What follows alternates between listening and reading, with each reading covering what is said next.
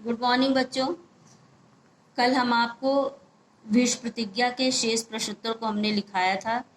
आज हम उसके आगे के प्रश्नोत्तर को लिखाएंगे और हम आपको ये बता दें कि इस वीक हम ये चाहते हैं कि हम आपको महाभारत, जिससे आप कंफ्यूज ना हो कि किस दिन आपको बसंत करना है, किस दिन आपको व्याकरण करना है। तो हम वन वीक एक एक वीक में आपको एक एक बुक जो है वो हम पढ़ाएंगे।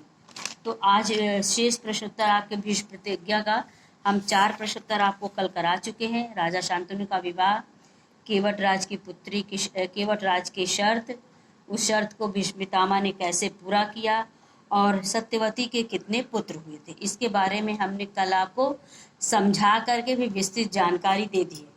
अब आप शेष प्रश्नोत्तर आगे का आप करेंगे। उम्मीद है कि आप बात को समझ रहे हैं और काम को सही ढंग से पूरा कर रहे हैं। नहीं होता है तो आप फिर से वीडियो को रिपीट करिए और काम को शुरू करिए। आपका 5वां प्रश्न उत्तर है, शांतनु की मृत्यु के बाद क्या हुआ। अब आता है कि जब राजा शांतनु की मृत्यु हुई तो क्या होगा। राजा शांतनु की मृत्यु के बाद चित्रांगद राजा बने और युद्ध में मारे गए और उसके बाद विचित्रवीर राजा बने, जो उनके सत्यवती के जो दूसरे पुत्र थे, यानी 2 पुत्र थे, चित्रांगद और विचित्रवीर। सबसे बड़े चित्रांगद थे जिनको राजा बनाया गया। राजा बनने के बाद उन्होंने 1-2 युद्ध करने गए और उस युद्ध में वो मारे गए।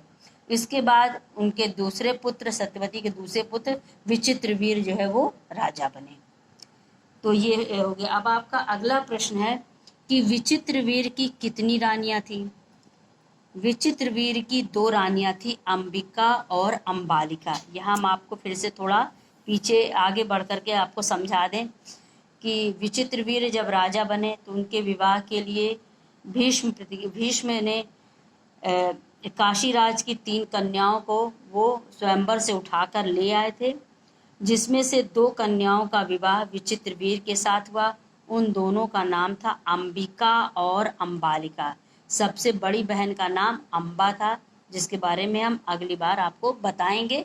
अभी हम सिर्फ इस बात को आपको बता रहे हैं कि उनकी कितनी रानियां थी, वो कौन थी। तो काशीराज की कन्याएं थी जिनका नाम था अंबिका और अंबालिका।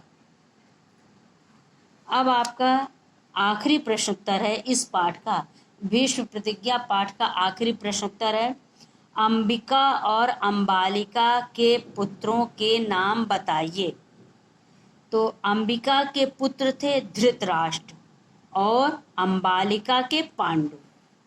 धृतराष्ट्र के पुत्र कौरव कहलाए और पांडु के पांडव कहलाए, जिसके ऊपर पूरी कहानी आधारित है। धृतराष्ट्र और पांडव की कहानी जो है, आप जिसके बारे में आप पूरी कथा पढ़ रहे हैं वो है। तो आप इस प्रकार से भीष्म प्रतिज्ञा के 7 प्रश्नोत्तर होते हैं।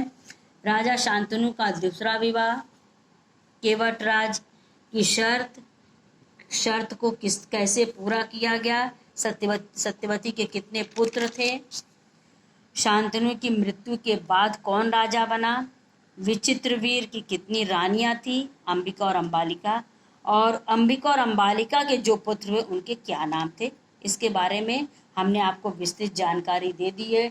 यहाँ पर हमारा ये पाठ समाप्त होता है। पाठ का नाम है भीष्म प्रतिज्ञा।